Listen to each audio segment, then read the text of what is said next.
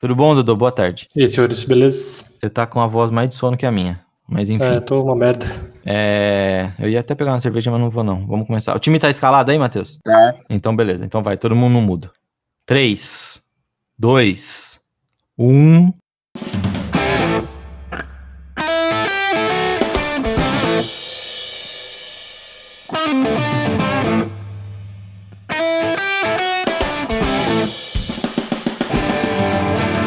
Fala, seus gadão, continua tudo quarentenado com vocês? Tá começando mais um episódio do Zonecast, aquele podcast que quer mais Carol Solberg e menos Wallace e Maurício. Então, acorda aí, Clay, toma um café Dodô, se liga no Fantasia Matoca e vem palestrar Rafiki.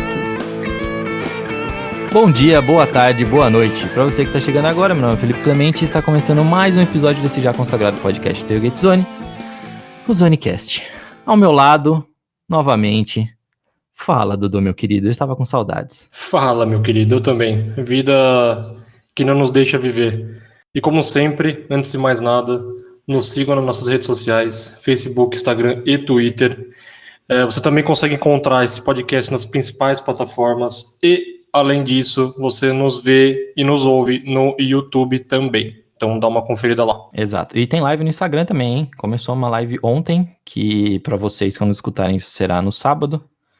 Mas enfim. Boa tarde, Matoca. Tudo bem com o senhor? Como vai Barbacena? Tranquilo, estou de volta depois de uma semana de ausência, a qual foi sentida, já que falaram muito mal do meu menino grego. Mas estou aqui, Barbacena, está frio, choveu ontem. Não tá frio, tá quente ainda, mas pelo menos choveu. E vamos que vamos. Não apareceu no podcast, mas você apareceu bastante essa semana. Você teve live, você teve Buzzer Beer, você teve Empty Beer. Tem bastante coisa, bicho. Isso é importante aqui. Bom, então agora vamos para o Rio de Janeiro. Boa tarde, Rafiki. Está calor, está frio, como está? E o senhor, como está? Oba, meu povo. Não, hoje tá... Dizer que tá frio não é exagero, mas tá bem fresco, tá até com a janela fechada, tá... Conhex praticamente classificado dos playoffs, deve classificar daqui a algumas horas. Tá tranquilo, apenas um pouco de luto, mas isso é assunto para dicas. Realmente, as dicas, eu acho que as dicas hoje serão pesadas. Mas, enfim, vamos lá.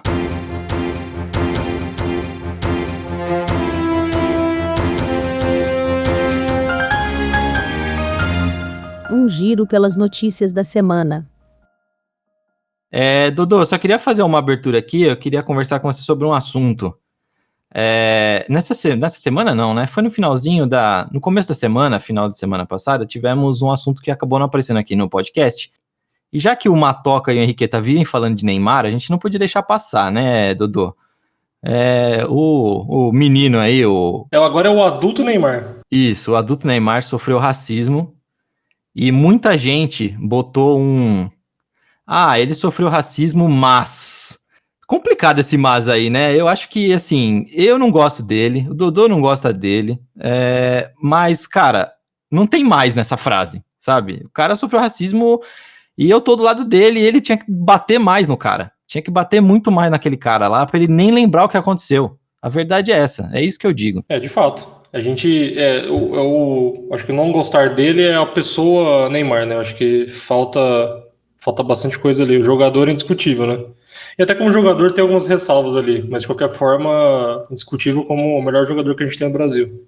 Mas você falou tudo. Independente da pessoa, independente do que aconteceu, racismo é racismo, não deve ser acobertado. E, inclusive, depois de tudo que aconteceu, logo depois, né, já saiu a punição do Neymar lá da suspensão em 2 jogos, se eu não me engano. Talvez quem tenha acompanhado mais vai saber com mais exatidão, mas, se eu não me engano, são 2 jogos de suspensão por conta de ter empurrado o cara. Então, cara, é lamentável, né? Depois de tudo que anda acontecendo, ainda mais um episódio triste. Teve gente ainda da imprensa que duvidou, continuou duvidando. Não acho que isso é interessante se fazer agora. Mas, de qualquer forma, mais um episódio triste aí pra nossa história futebolística. Lamentável. Deals. And Bonds hits one high. Hits it deep. It is out of here. Rafik, bolha confirmada na MLB, né? E aí, como será agora? Exatamente como a gente falou. Agora é oficial, antes a gente falou, no podcast passado, retrasado, a gente falou apenas de boatos e tudo mais. Agora é oficial, a Major League já homologou, é aquele estilo que a gente falou. A primeira fase, aquela White Card Series, aquela série de 3 jogos, ainda vai ser cada um nas suas casas. Ou, no caso, os 3 jogos vão ser na casa do time de melhor campanha. E a partir da Division Series, a Liga Americana vai para a Califórnia, joga em Los Angeles e San Diego. A Liga Nacional vai para o Texas, joga em Houston e em Dallas, Arlington, né, que é do lado de Dallas, que é o novo estádio Texas Rangers. Exatamente como a gente delineou, a World Series vai ser no estádio do Texas Rangers. Só que tem um detalhe. Saiu a programação dos jogos e a Major League inovou. Acabaram os day-offs na Division Series e na Championship Series. Vão ser 5 jogos em 5 dias. Ou, no caso da Championship Series, 7 jogos em 7 dias. Não tem mais day-off. Isso vai obrigar todos os times a jogar com rotação de 5 arremessadores titulares. É um mundo novo. Nunca antes na história dos playoffs. Vamos ver como é que vai acontecer. E eu tenho minhas dúvidas se os times estavam se preparando para isso. Acho que isso foi uma surpresa para todo mundo. Nunca antes na história dos playoffs. Eu achei ótima essa frase, Rafik. Mas fora isso, já que você adora dizer eu avisei, você quer comentar do Verlander ou não? Óbvio, né? Afinal de contas, quem ouve o nosso podcast já sabia há mais de 3 ou 4 meses atrás que o Verlander ia ter que fazer a Tommy John, porque assim, era óbvio. Esse negócio de descansar para recuperar simplesmente não funciona. Foi assim com o Seiya, foi assim com o Severino, você só perde tempo. Eu só vi funcionar em 2 casos. Adam Wainwright e Masahiro Tanaka. São os 2 únicos de mais de 50 que eu já vi tentarem fazer isso. O Wainwright durou 1 ano e meio. Até jogou bem nesse 1 ano e meio, mas durou 1 ano e meio e teve que fazer Tommy John do mesmo jeito. O Tanaka, que ele tem que parar, ele tem que ser estudado pela medicina moderna, porque ele é um amor da natureza. Ele tá com o tendão parcialmente rompido há 7 anos e tá aí até hoje. O contrato dele vai terminar com o Yankees, ele é free agent no final do ano. E tá aí, tá jogando em altíssimo nível. O Tanaka tem que parar e, assim, talvez estudando o corpo do Tanaka, a medicina moderna, ela avance, porque ele é um caso único, ele é um aborto. Mas fora o Tanaka, todo mundo que tentou fazer isso teve que fazer Tommy John. O Verlander foi a mesma coisa, ele apenas perdeu 2 meses de carreira indo para Tommy John. Um arremessador de 38 anos, vai ter que já perdeu a temporada de 2021, porque demorou tanto para ir para Tommy John, que 2021 já era para ele. Vai voltar com 40 anos para jogar? Difícil. Vamos ver o que vai acontecer. Durão esse Tanaka, né? Já podia até jogar hockey. Facilmente. Durão do jeito que o bicho tá. Dangerfield has looked a little shaky to start this game. But Damir's Dantes. Dodô Damires novamente. Estamos trazendo a brasileira que está brilhando na WNBA mais uma vez. Figura importantíssima na classificação do Minnesota Lynx, hein? Sensacional. Falamos dela, nossa conterrânea. Cara, destaque, né, do time também. A gente apontou isso bastante no podcast que falamos sobre ela. Cara, orgulho, né? Tomara que ela consiga ainda manter os bons números, manter as boas atuações. Ela mesma já disse que parece ser fácil chegar, mas é difícil se manter. Então, a expectativa é que a gente consiga ainda ver bons jogos dela, e a gente espera que isso aconteça, e estamos aqui na torcida, sem dúvida. Pois é, ela fez 22 pontos contra o Phoenix Suns, contra o Phoenix Mercury, né, que é da Diana Taurasi, para quem não conhece, uma dos maiores jogadores da WNBA. O jogo foi 80-79, e ela foi a cestinha do time, cara, ela foi figura principal aí na classificação do Lynx para tentar uma final agora na WNBA, né? Mas um detalhe diferente agora, a gente precisa ver se ela também consegue regularidade numa série, né? Porque até agora os jogos não eram em séries, mas essa final agora passa a ser uma melhor de 5, e o Minnesota Lynx vai pegar o Seattle Storm. Então vamos ver como vai ser. Começa hoje já os jogos, às 16 horas, horário de Brasília, mas não teremos transmissão para nós, brasileiros. Na verdade, as semifinais, os jogos que você comentou aí, patrãozinho, foram adiados devido a algumas atletas do Seattle Storms, adversárias da Damires, apresentarem exames inconclusivos para a Covid-19.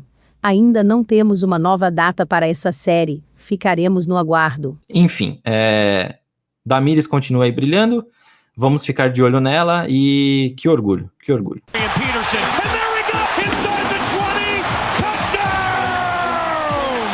Bom, todos felizes que a NFL voltou, o podcast também com horário, a gente gravando um pouco mais cedo por conta da NFL, mas na última quinta-feira que estreou, tivemos a notícia, na verdade a notícia saiu durante essa semana, mas no primeiro jogo da temporada tivemos um caso positivo de Covid no Arrowhead Stadium. Rafik, acho que não deixa em xeque, mas é motivo pra gente se preocupar muito com esses públicos em estádio, né? Veja, é a tragédia anunciada, né? Pô, os Estados Unidos ainda, tudo bem, não tá mais do que o absurdo que era, sei lá, 2-3 semanas atrás. Por óbvio que, mal ou bem, a imunidade de rebanho começa a diminuir a quantidade de infectados, mas você ainda tem uma pandemia rolando nos Estados Unidos inteiros. Você vai e libera o estádio para, sei lá, 10 mil, 20 mil pessoas? Tragédia anunciada. Só que assim, ao que tudo indica, eles vão fazer como tem feito os governos em alguns lugares do mundo. Eles estão fingindo que nada aconteceu. Teve um problema aqui, a gente isola e continua com gente no estádio. Em momento nenhum, a NFL, nenhum dos times repensou em mudar esse protocolo e fechar os estádios. Quem vai ao estádio sabe o que o risco está correndo. Então, boa sorte a todos. Não é minha vida mesmo, cada um cuide da sua. Tá bruto, hein? A gente até discutiu na nossa live lá do Kickoff que seria bizarro pensar que 20% do estádio poderiam causar um false start, né? E a gente chegou a ver isso acontecer, né, Matoca? Então acaba sendo injusto também, né? Times terem torcida e outros não, né? Deveria ser uma decisão da liga direto, ó, não vai ter público e acabou. Deveria ser uma decisão federal, do governo mesmo, mas nem ele nem a liga quer fazer nada. Lavam as mãos e tudo bem. O problema é que a gente acaba tendo esses casos em que uma pessoa pegou e aí teve que colocar outras 10 em quarentena que tiveram contato com ela. E aí a gente vai, isso no primeiro jogo, isso que a gente sabe. Então a gente tem que verificar esses casos porque, assim, desde o início, para mim era melhor não ter nenhuma torcida, até por questão de bom senso, né? Então a gente precisa ver o que o Chiefs vai fazer, porque se tiver outros casos ocorrendo, tem que fechar, infelizmente, e volta no que vem com torcida só. Não é um dinheiro que eles vão perder, não é uma torcida que vai ajudar tanto, é só um problema a mais. Pois é muito complicada essa situação aí. E quando a gente e assim, os Chiefs ainda foram rápidos para achar, né, Rafik, as pessoas que tiveram contato com essa pessoa infectada. Pelo menos isso, né? Pelo menos, de acordo com a notícia, o Chiefs rapidamente conseguiu contactar todas as pessoas que tiveram contato com essa pessoa. Eu não sei como eles fizeram isso, nem sei com que base eles estão falando isso, mas eles disseram que conseguiram fazer isso. E eu quero ver dia 4 ou 5 de outubro, aqui no Brasil. Para quem não sabe, o Rio de Janeiro, dia 4 de outubro, a cidade do Rio de Janeiro, vai liberar público no Maracanã. Vamos ver o que meleca vai acontecer aqui. E aqui não vai ter nenhuma pesquisa de quem teve contato, não. Boa sorte a quem vai. Segundo a nota oficial dos Chiefs, eles usaram primeiro para localizar o torcedor pelo ingresso, ver em que posição que ele estava. Segundo a nota oficial, eles disseram que era no último anel, no anel superior. E depois disso usaram as câmeras de segurança para mapear a movimentação dele. E aí, banheiro, entrada e saída, e tentar usar a câmera para localizar o restante dos torcedores. Aí parte deles via ingresso também, para localização do assento, e o restante das pessoas através das câmeras de segurança. Então foi dessa forma que eles, teoricamente, conseguiram localizar todo mundo e notificar. Mas era de se esperar, né? E falando um pouquinho desse lance de fazer diferença ou não na torcida, em detrimento ao que pode causar de problema por conta da pandemia, no próprio jogo do Saints teve falta sem torcida nenhuma, com torcida virtual, né, pelos alto-falantes do estádio. E ainda assim já conseguiram uma faltinha lá com esse recurso. Então, cara, sei lá, é desnecessário ter torcida agora ainda nesse nível, assim. Eu tô pensando aqui, o Crivella é maluco, né, porque se já tá dando essa merda nos Estados Unidos, que os caras têm isso daí, qual é a chance de um cara ir no Maracanã, primeiro, ter um lugar marcado, segundo, ficar neste lugar, e se pegar coronavírus ainda avisar que, tipo assim, pegou e estava no Maracanã, e, tipo, qual é a chance de ter o mínimo do acompanhamento que teve nesse caso, que pra mim já tá errado? Tem que ser muito maluco pra aprovar um negócio desse. Olha, o Rafik falou um negócio que me deixou desesperançoso. Aí a fala do Dô veio e enterrou de vez a minha esperança. Aí o Matoca só veio refletir toda a minha desesperança.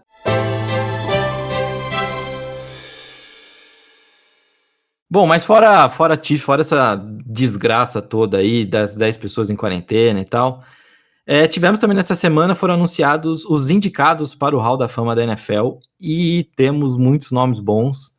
Temos aí Peyton Manning, Charlie Woodson e o Megatron podendo entrarem no Hall da Fama logo de primeira, né? O que seria justo, né, Matoca? Assim, a gente pode esquecer o Peyton Manning porque a gente já coloca ele no Hall da Fama. É claro e evidente que ele vai entrar no primeiro ano. Dos elegíveis do primeiro ano que vão entrar agora, tem o Peyton Manning, o Calvin Johnson Megatron, que pra mim, se não for no primeiro ano, pelo menos entra a qualquer momento.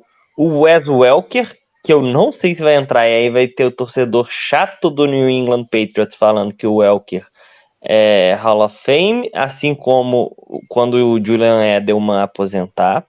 O Roddy White, recebedor que era dos Falcons. O Heath Miller, que era do Steelers, tight end. O Steven Jackson, que foi running back muito tempo em Los Angeles, no St. Louis Rams, não em Los Angeles. De offensive lineman tem o DeBrickashaw Ferguson, que era tackle no Jets, e o Logan Mankins, que era guard nos Patriots também. De defensive back tem o Charles Tillman, um ótimo defensive back do Chicago Bears, e o Charles Woodson, que é o defensive back que jogou muito tempo nos Raiders e no Green Bay Packers. E de defensive lineman, Jared Allen, do Kansas City Chiefs, Justin Tuck, do Giants, Kevin Williams, que jogou nos Vikings e nos Saints, e de linebacker, o Gerard Mayo, que jogou muito tempo no New England Patriots. E, assim, Charles Woodson, para mim, também seria um lock, né? Um que deveria ir no primeiro ano. E eu tô com a lista aqui de outros nomes e eu tô meio chocado que o Donovan McNabb ainda não foi pro Hall da Fama, por exemplo. Fora outros excelentes nomes. Então, acho que o Peyton Manning e o Charles Woodson, eles entram esse ano. E talvez o Calvin Johnson também, mas é muita gente boa. Posso lançar aqui uma polêmica? McNabb não entrou ainda porque é negro. Mas isso aí é meio que óbvio, né? Eu acho que isso é meio óbvio. Ele também não é tão reconhecido pelo mesmo ponto. Aliás, a gente postou essa semana Hoje na História de um jogo do McNabb contra o Matt Schaub, que foi a primeira vez em muitos anos que teve 2 quarterbacks chegando à marca de 400 jardas aéreas. E o McNabb era um puta no quarterback. Alguém falar que não é exatamente o que o Ravi falou. É puro racismo velado. Eu não sei se pode ser exatamente por racismo, mas ele é muito subestimado porque existe todo o estereótipo de que o quarterback negro ele tem que correr e não sei o que, e o McNabb ele era do tipo assim, excelente passador. Talvez por isso o pessoal não dê o devido valor para ele. Justo também. Dudu, tem algum outro nome que você chega a ver nessa lista aí? Porque essa classe realmente é muito boa, e fora o que o Matoca falou, você vê algum outro nome que poderia entrar? Não, eu acho que a gente, nesse sentido aí, estamos muito parecidos na colocação. Eu concordo em exatamente tudo com vocês. Inclusive, o lance de ser quarterback negro e de vincular o quarterback negro à corrida também é mais relacionado à era moderna. Mas não tira uma vírgula do que vocês falaram, e é justíssimo, né? Uma classe extremamente talentosa e merecedora de quem quer que seja que consiga entrar dessa vez, vai ser extremamente merecida. Eu vou acrescentar um nome aqui também, que Foi na SFL lá que deram esse nome, e na hora eu dei até risada, falei, cara, isso de certa forma é um pouco de clubismo. Mas depois eu fui rever e realmente, como que Zach Thomas ainda também não tá no Hall da Fama da NFL? Tudo bem, foi linebacker de Miami, né, dos Dolphins. E, cara, mas é uma carreira de 13 anos e o cara jogou muito nesses 13 anos. Então também é um cara que já devia estar no Hall da Fama, hein? Olha, eu acho que foi um grande nome, mas tem muito nome bom também. O London Fletcher nunca foi. O Jeff Saturday, tá, que ele é center. E as pessoas não dão devido valor para center. Mas ele foi um dos melhores centers da história. E ele não tá no Hall da Fama. O Red Wayne não tá no Hall da Fama. Então, assim... Ainda bem que quem tá falando é você, porque se eu tivesse falado do Jeff Saturday, ia virar clubista. Ainda bem que saiu da sua boca que foi um dos melhores centers, que bom. Mas ele jogou em Green Bay também, então pode ser meio clubista. O Torrey Holt não tá no Hall da Fama, o Red Wayne não tá no Hall da Fama. Então, o Chad Johnson, o Chad Ochocinco, não tá no Hall da Fama. Então, assim, não sei se é o Zach Thomas que vai puxar esse bonde, não. É isso que eu comentava, a lista é longa, né, cara? Se a gente ficar falando quem deveria, a gente vai ficar aqui a tarde toda só tentando colocar nome nessa lista aí. O Red Wayne teve... A primeira indicação dele foi no ano passado e essa é a segunda dele. Eu acho que ainda não entra. Seria legal ver ele entrando junto com o Peyton Manning, mas eu acho que isso não acontece ainda. Mas a lista é muito boa. Rafik, tem algum nome aí que você colocaria de todos esses que saíram? Olha, eu acho que o caso mais interessante de se discutir é o Wes Welker, que é uma discussão que tem muito no beisebol, né? Aquele jogador que não tem grandes números, mas tem títulos, né? Bernie Williams no beisebol não entrou. Andy Pettitte no beisebol não entrou. Apesar que no caso do Pettitte tem o problema dos esteroides, que Bonds e Clemens e outros caras que em condições normais seriam óbvios não entraram. Mas o Bernie Williams para mim é o caso mais clássico. Bernie Williams é um cara que jogou pra caramba no center field, especialmente na parte defensiva. Nos playoffs batia home run pra caramba, mas não era astro, não era estrela. Ganhou 5 títulos.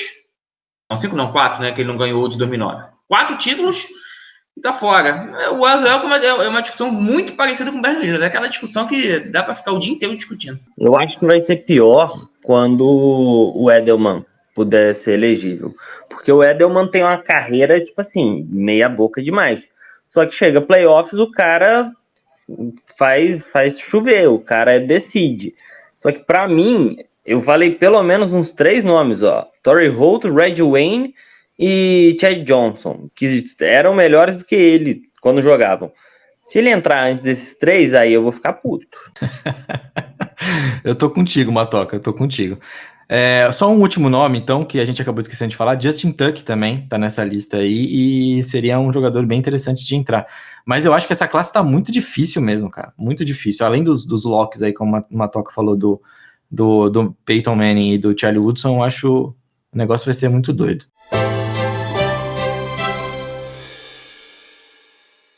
Bom, último papo aqui de NFL, galera, é uma polêmica, eu quero ouvir de cada um. Eu acho que talvez eu pense um pouco diferente de todo mundo, mas Mike McCarthy, no Sunday Night Football da semana passada, numa 4-3, resolveu não chutar o field goal, que empataria a partida entre Cowboys e Rams, mas ele decidiu tentar a quarta descida e não conseguiu.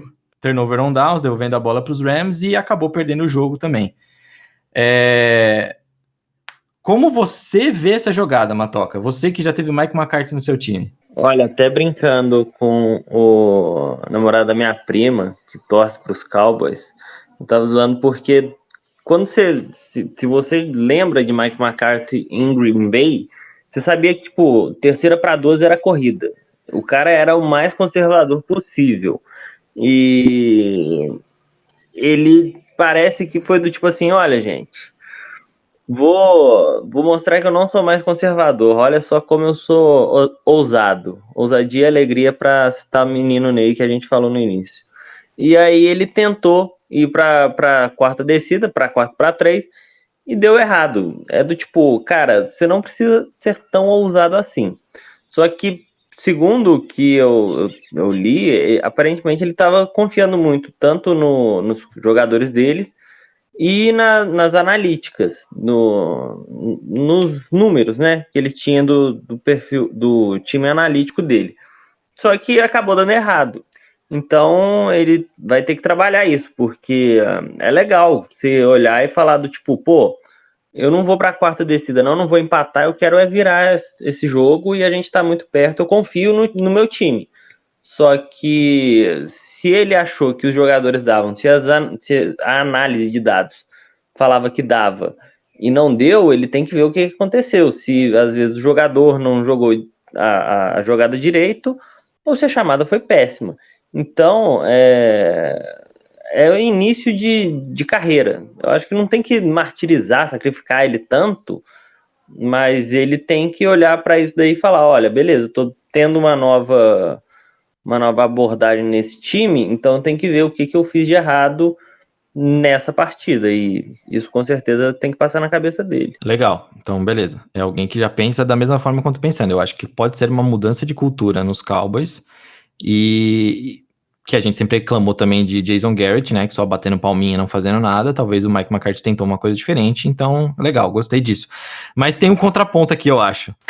Assim, gente, ok, é legal, eu entendo que o Dallas quer ser ousado, e aí vem a primeira coisa que eu tiro dessa coisa.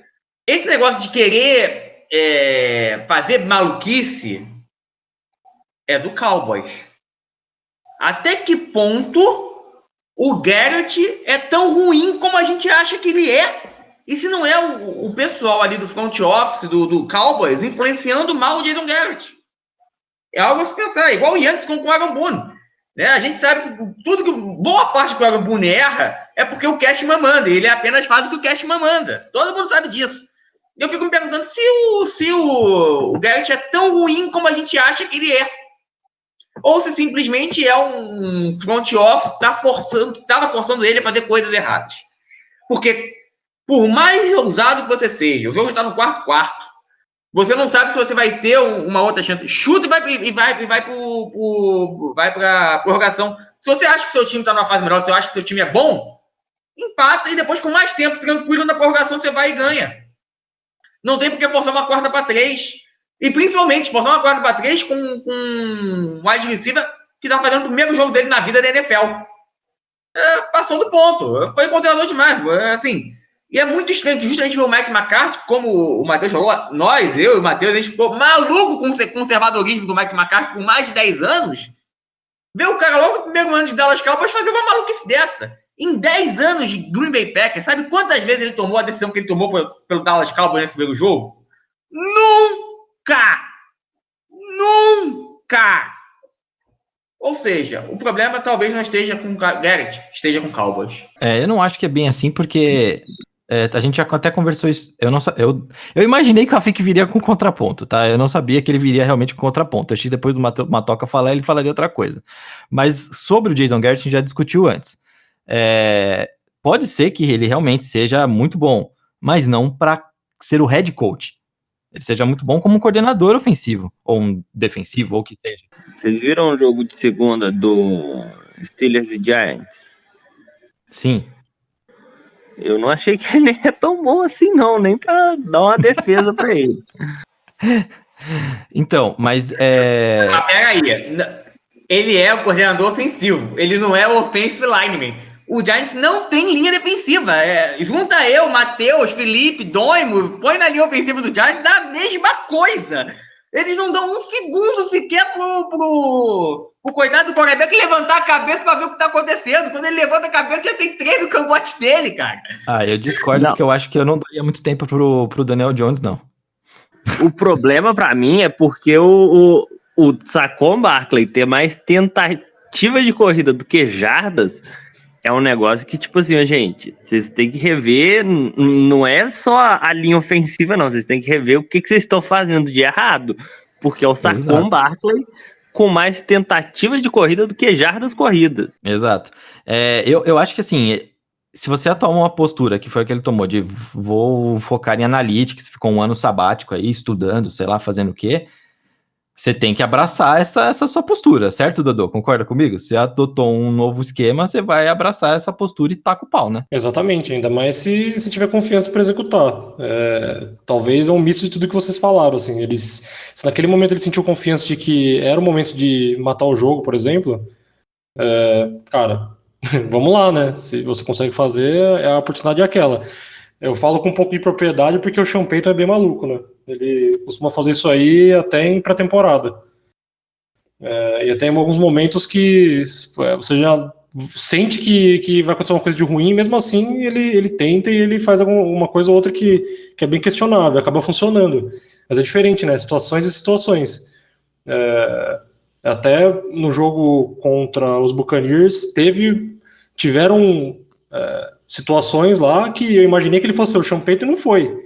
Ele foi conservador, ele foi menos agressivo, ele usou o Kamara de uma forma um tanto quanto estranha do que normalmente ele acaba utilizando, usou pouco o Taysom Hill,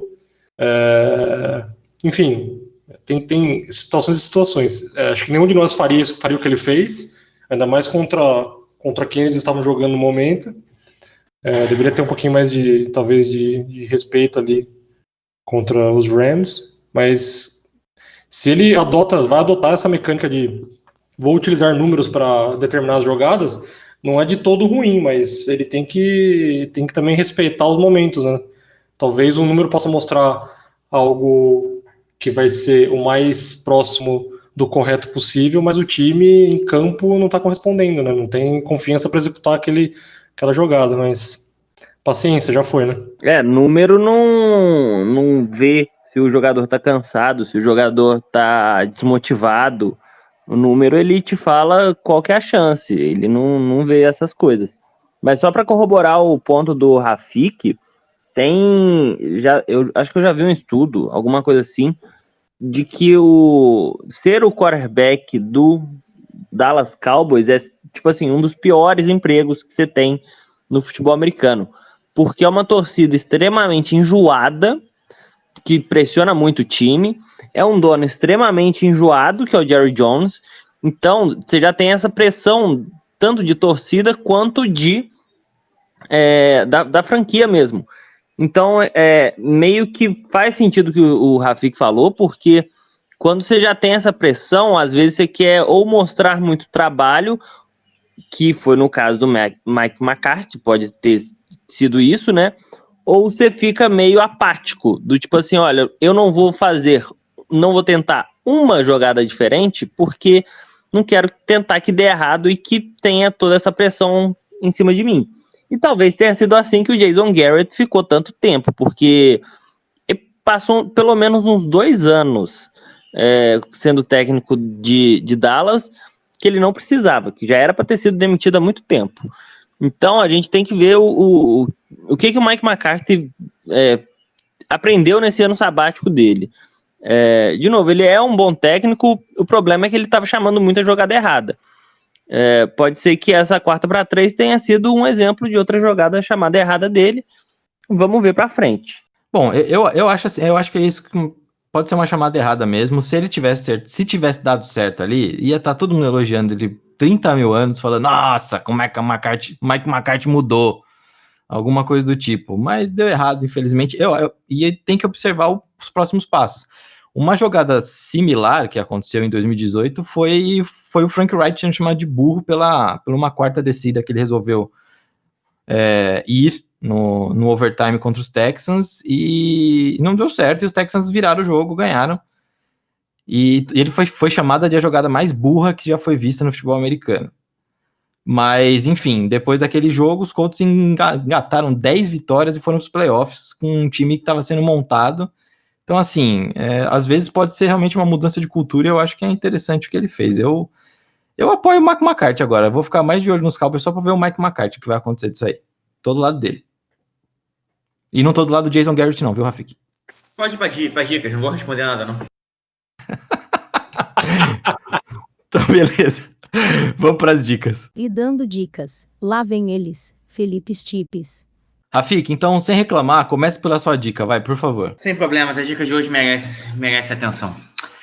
Bom, eu disse que eu estava de luto no início do podcast, né? Porque nessa última sexta-feira nos deixou a grande juíza da Suprema Corte Americana, Ruth Bader Ginsburg. Eu já falei aqui algumas vezes, sou advogado, estudo, além do meu hobby de estudar política americana, obviamente também estudo um pouco do direito americano, apesar de não ser um especialista. E a história da Ruth é uma coisa fantástica, né? Nativa do Brooklyn, mais uma nova-iorquina, que adorava beisebol, sempre que podia ir ao Hall da Fama do beisebol. É uma das maiores estudiosas da história jurídica por trás do fim da cláusula de reserva no beisebol e depois em todos os esportes profissionais americanos. Para quem não sabe, a cláusula de reserva era uma cláusula que todos os times colocavam nos contratos e que obrigava que, mesmo depois do final do contrato, o jogador não podia assinar com outro time sem a autorização do time anterior dele. E foi justamente a luta contra isso e depois a derrubada disso na década de 70 que criou a Free Agency, que a gente hoje fala bastante. A história dela é fantástica. Ela ajudou o marido a completar a faculdade quando o marido teve uma doença grave, e ela fazia a faculdade dela e do marido ao mesmo tempo. Depois ela se formou, não conseguiu vaga em nenhum escritório de advocacia por causa de preconceito contra a mulher, porque ninguém queria contratar uma mulher com filha, achava que não ia se dedicar à profissão da forma necessária, problemas que a gente tem até hoje. E aí ela virou professora universitária e, através do marido, ela começou a defender várias causas que acabavam iluminando os motivos da discriminação feminina nos Estados Unidos. Então, ela foi fundamental em derrubada de várias leis que, na prática, eram discriminatórias contra as mulheres. Foi fundamental no que depois acabou sendo o presidente da Suprema Corte contra o aborto, né, que autorizou o aborto nos Estados Unidos. E ela só foi indicada para a Suprema Corte 15 anos depois disso tudo. E tem um documentário que mostra a vida dela de uma forma linda, que é o documentário A Juíza. Em inglês é simplesmente RBG, né, que é as iniciais, né, de Ruth Bader Ginsburg. O documentário é fantástico, eu recomendo a todo mundo que veja. Se você, por um acaso, não gosta de documentário e você prefere o mundo cor-de-rosa dourado de Hollywood, também a história dela é tão fantástica que ela ganhou um filme de Hollywood. Né? O filme em inglês tem o nome de On the Basis of the Sex. E em português ganhou o nome de Suprema. Também chegou a ser um filme que passou no circuito comercial na época, mas está disponível aí em diversas locadoras, procurem aí. Eu recomendo inicialmente o documentário, mas se você não gosta de documentário, veja o documentário, o filme de Hollywood, Suprema, que a vida dela é fantástica, é absolutamente fantástica e não tem como não ficar de luto depois disso. E pior de tudo é saber que o Trump é que vai indicar o sucessor dela. Ela fez de tudo, ela estava batalhando com câncer há muito tempo, ela fez de tudo para prolongar a vida dela ao máximo para não deixar o Trump indicar o sucessor dela. Mas faltaram 2 meses nessa história, infelizmente. E por fim, palmas para o profissional, para tentar aumentar um pouquinho o astral desse podcast nesse final. Palmas para o profissional, porque a gente reclama tanto de tradução, né? E eu acho que é a primeira vez que a gente vê que o nome do filme em português é até melhor que em inglês, né? Suprema fala muito mais sobre a Ruth do que nas bases do sexo. Bateu uma salva de palma aqui pro profissional. Ontem eu conversei com um amigo americano meu e ele estava bem transtornado com a morte dela. Ele falou assim, eu não consigo nem te explicar agora, eu não consigo nem te falar o que significa isso. Ele falou, é tão impactante que eu não consigo nem mensurar para você o que pode acontecer. Ele falou assim, a única esperança que a gente tem é que o Biden realmente ganhe agora e que algumas coisas mudem, porque senão direitos humanos nos Estados Unidos vai para o saco. Essa frase para mim... E possivelmente o precedente do aborto, né? Essa talvez a ironia, né? Justamente o que ela ajudou tanto a construir, com a morte dela talvez acabe de vez. Sim, para mim foi muito pesado essa frase dele. Bom, Matoca, tá com a tua dica? Vem com ela, por favor. Então, tava pensando aqui do que eu ia dar de dica, porque eu não vi muita coisa útil na última semana. Eu entrei aqui e lembrei de um canal que eu assinei, não que eu assinei, mas que eu segui recentemente no YouTube, de um cara bem legal. Muita gente deve conhecer algumas pessoas, né, de esquerda, a Sabrina Fernandes, o Jones Manuel, Mas tem um cara que eu achei muito legal, que o nome dele é Thiago Torres, só que ele é conhecido como o Chavoso da USP.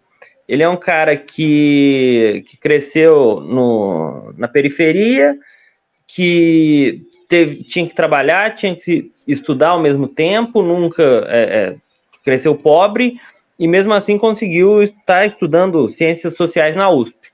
E a abordagem do canal dele, ela é muito interessante, porque, tipo, ele é o chavoso da USP porque ele se veste igual o chavoso do que a gente vê na internet, até na rua.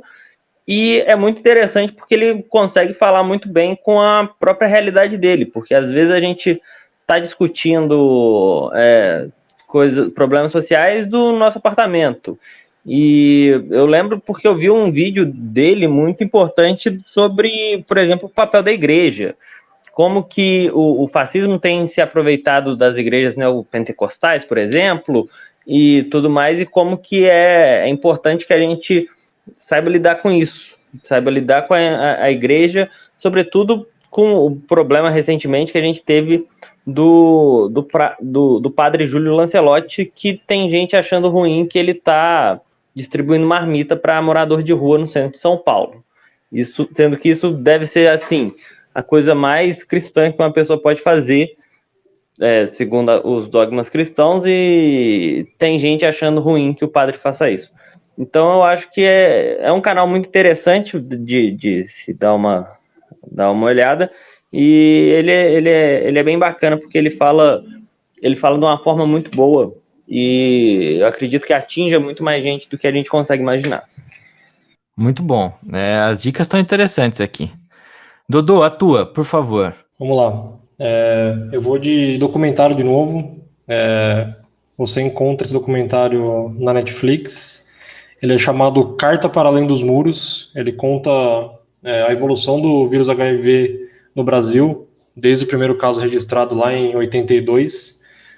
O personagem do documentário, a pessoa do documentário, não tem um nome real divulgado, então na série ele é conhecido como Caio. Vai contando a história dele e diversos depoimentos de outras pessoas que também contraíram o vírus, médicos e cientistas e etc. Desde o início, desde a descoberta da doença dele até o ano de 96, antes de sair o primeiro coquetel antirretroviral que fosse eficiente. Então ele acabou falecendo por conta de não ter medicamento eficiente. Mas é um documentário bem interessante. Além disso, ele fala de diversas questões importantes, principalmente que na época era considerado como a peste gay, né? As coisas absurdas que aconteciam. Então, todas as manchetes eram extremamente sensacionalistas nesse sentido. Tanto é que, desde aquela época, havia uma restrição da Anvisa, determinada pelo próprio Ministério da Saúde, dizendo que não era possível que homens gays pudessem doar sangue, e só poderiam fazer isso após comprovarem que não tinham relações sexuais com outro homem depois de 12 meses. Então, isso inclusive foi derrubado em julho. Talvez o Rafik até consiga ajudar mais nisso, não sei se ele tem informação suficiente, mas em julho foi derrubada essa determinação, então hoje os homossexuais conseguem doar sem nenhuma restrição, que já é um puta avanço desde aquela época, né? E é muito interessante esse documentário, ele é muito abrangente, ele conta a história de uma forma até dura, mas que acho que todo mundo precisava ver, e desde falar da doença em si, e desde tudo que aconteceu relacionado à doença, principalmente da forma terrível que as pessoas foram tratadas por conta dela. Então, acho que vale a pena conferir. Na verdade, essa é uma batalha judicial muito longa dos homossexuais em relação a essa doação de sangue. Se eu não me engano, ela foi derrubada agora em julho numa decisão do Barroso, mas ainda é uma coisa meio precária, a gente não sabe se vai continuar por muito tempo. A ver, é uma luta longa. Eu tava com 2 dicas para dar, mas depois da Dodô, eu já acabei decidindo a minha. Eu vou começar agora, nas próximas semanas, uma série de dicas falando sobre HQs. Sim, histórias em quadrinhos. E quando eu tô falando de histórias em quadrinhos, eu tô falando mais em graphic novel mesmo, não tô falando em super-heróis. Então a que eu vou indicar hoje chama Pílulas Azuis. Ela é do Frederick Peters. É um quadrinho meio que autobiográfico. Ele contando a vida dele, o relacionamento que ele tem com uma moça que é HIV positivo. Então, assim, é bem interessante, é bem legal a HQ, a história é muito bonita, é muito legal de ver, os desenhos dele no quadrinho também são muito bons, e lá pro finalzinho dela tem um diálogo dele, eu não vou falar para dar spoiler, mas rola um diálogo dele com uma figura que acaba sendo talvez o ponto alto ainda dela, e eu recomendo muito. Tá na Amazon, você encontra em um monte de lugar aí, dá pra pegar, é fácil. E se preparem que nas próximas semanas aí vem muita HQ. Meus queridos, foi muito bom estar com vocês, foi muito bom conversar com vocês, e aquele efusivo abraço. Um abraço, pessoal. Tudo de bom para vocês, tudo de bom para todo mundo. Bebam muita água, se cuidem e é isso aí. Um abraço, gente. Até a próxima. Senhores, muito obrigado. Vencemos mais um. E como de costume, fiquem em casa se possível. Se sair, saia de máscara. Não é no queixo, não é na testa, não é no bolso, é no rosto. E, como sempre, não deixando de lado, bebam água e bebam cerveja porque também tem água. E é isso, vamos beber agora que tem NFL o resto da tarde. Valeu, gente, até semana que vem. É isso aí, seus gadão. Acabou mais um episódio do Zonecast. Gente, é tanto soco no estômago, que cada semana que passa fica mais difícil falar alguma coisa. Eu sei que não podemos baixar a guarda, precisamos seguir lutando, mas tem hora que fica difícil. É a boiada que vai passando, o Pantanal em chamas, 140 mil mortos pela tal da gripezinha, e mesmo assim ainda tem gente cega. Ou talvez, não seja cega, seja mal intencionada mesmo. Bom, pelo menos alguém gritou que está entalado em nossa garganta. Valeu, Carol, tamo junto. Bom, galera, vamos com o papo de sempre, além de continuar nos acompanhando nas redes sociais, no site, e ouvindo o podcast. Bebam muita água, lavem bem as mãos, se sair de casa use máscara, pombas, informem-se através de cientistas ou médicos, e nada de cair no conto do vigário em semana que vem tem mais, e, enquanto a vacina não chega, toquem-os de luz no cotovelo de vocês.